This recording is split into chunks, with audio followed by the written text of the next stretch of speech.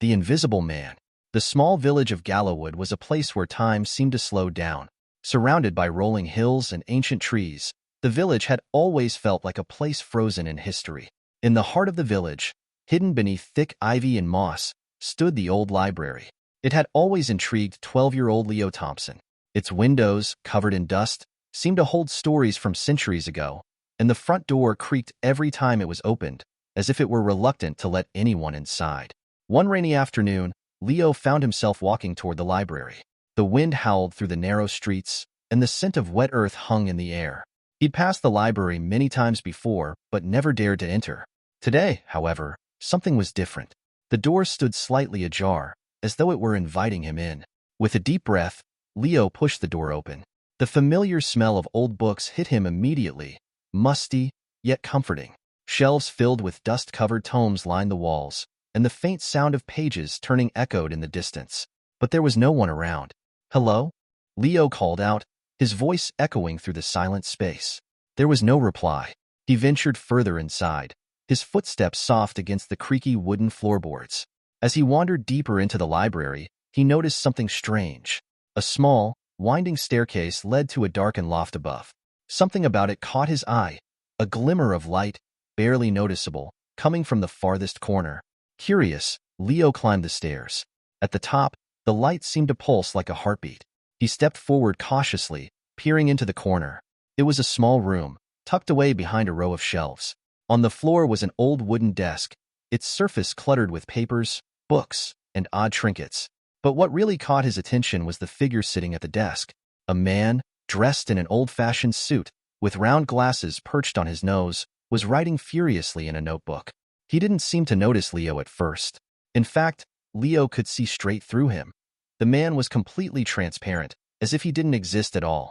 Leo stepped back in surprise, his heart racing. The Invisible Man continued to write, oblivious to Leo's presence. He took a step forward, then stopped, unsure of what to do. Hello?" Leo asked hesitantly. The man's hand paused in midair, as though he had just realized someone was speaking to him. Slowly, he turned toward Leo, and though Leo couldn't see his face, he could feel the intensity of the gaze.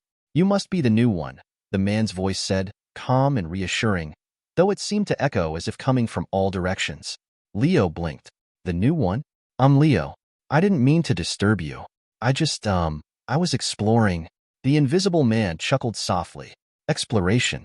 It's how I spend my days as well. There are many things hidden in this library, things most people overlook. But you," his voice trailed off, as though assessing Leo. "You are different. You see things others cannot." Leo frowned. "What do you mean?" "I don't understand." The Invisible Man leaned back in his chair, and for a brief moment, his form became slightly more solid, his outline faintly visible. "I am not always invisible," he explained. "Not to those who truly seek knowledge. I was once a teacher, many years ago. Now, I have become part of the library. An observer of time, if you will." Leo's curiosity grew. "A teacher? What do you mean?" The Invisible Man sighed. "Long ago, I taught in the village school. I was the librarian too. I filled the minds of children with stories of distant lands, of great discoveries, of strange and wonderful things. But something changed. One day, I began to disappear. At first, I thought it was a trick of the light. But the longer I stayed here, the more invisible I became." Leo frowned, processing the man's words.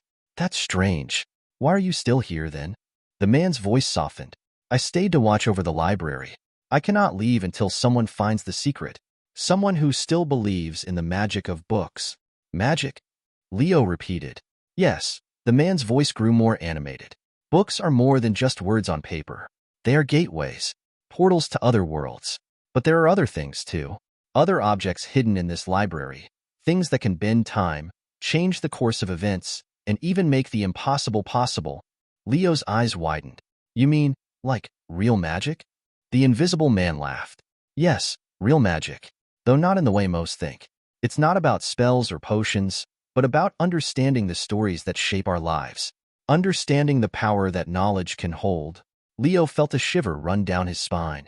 This was like something out of a book that had come to life. The Invisible Man's voice dropped to a whisper. "I can show you a few of these objects, if you're ready. But remember, once you begin, there's no turning back." Leo hesitated. He'd always loved stories about adventure, about the unknown, but this felt different. It felt real. "I'm ready," he said, his voice firm. The man chuckled softly. "Very well. Follow me." He stood, and Leo watched in awe as the bookshelves around him seemed to shift and move. The air crackled with an electric energy. The man led Leo deeper into the library, past rows of dusty books and into a hidden room at the far end of the loft. Inside the room, the air was thick with mystery. In the center of the room was an old wooden chest, intricately carved with symbols Leo didn't recognize. The chest was locked, but the invisible man waved his hand, and the lock clicked open on its own. "These are the items I spoke of," the invisible man said. "Each one holds a key to something extraordinary." The chest creaked open, revealing a collection of strange and seemingly ordinary objects. Leo leaned in closer. "First this." The man handed Leo a small, tarnished coin. "This coin can transport you to any place you've ever read about in a book. Hold it in your hand. Think of the place and you'll be there." Leo turned the coin over in his palm, feeling its weight. "Wow," he whispered. "Next," the man said, lifting a dusty, leather-bound book from the chest. "This book holds the secrets of forgotten knowledge. If you open it, you can learn anything. But beware, sometimes knowledge comes at a price." Leo nodded, his heart racing. "What's the price?" The man smiled, though Leo couldn't see it. "That's something only the reader can discover." Finally, the man reached into the chest and pulled out a strange, glowing orb. It pulsated with an ethereal light. "And this," he said softly, "is the most powerful of them all. The Orb of Time. It allows you to change a single moment in your life, but only once. Use it wisely." Leo took the orb in his hands, feeling its warmth. He could sense its power, a kind of deep, quiet force that seemed to hum with possibility. "These objects," the invisible man continued, "are not for everyone. They are for those who understand that knowledge is power, and that power must be used with caution. Not everything is as it seems." Leo's mind raced. "But how do I know which one to use?" The man's voice was gentle but firm. "The answer will come to you when the time is right. Trust yourself, Leo." As the man spoke, the glowing orb in Leo's hands began to flicker, casting strange shadows on the walls. Leo felt a sudden pull, as though something was calling him, urging him to make a decision. "What happens if I use one of these?" Leo asked, his voice shaky. "You'll find out soon enough," the man replied. "But remember, once you begin, there is no going back." Leo looked at the objects before him, the coin, the book, and the orb. Each one seemed to hold endless possibilities. But which one should he choose? He wasn't sure, but for the first time in his life, Leo felt a sense of purpose, a sense that he was standing on the edge of something extraordinary. He had come to this library looking for adventure, but now, it seemed, the adventure had found him. And so, Leo made his choice. He didn't know what would happen next, but one thing was certain. The invisible teacher had shown him a world beyond imagination, and there was no turning back now.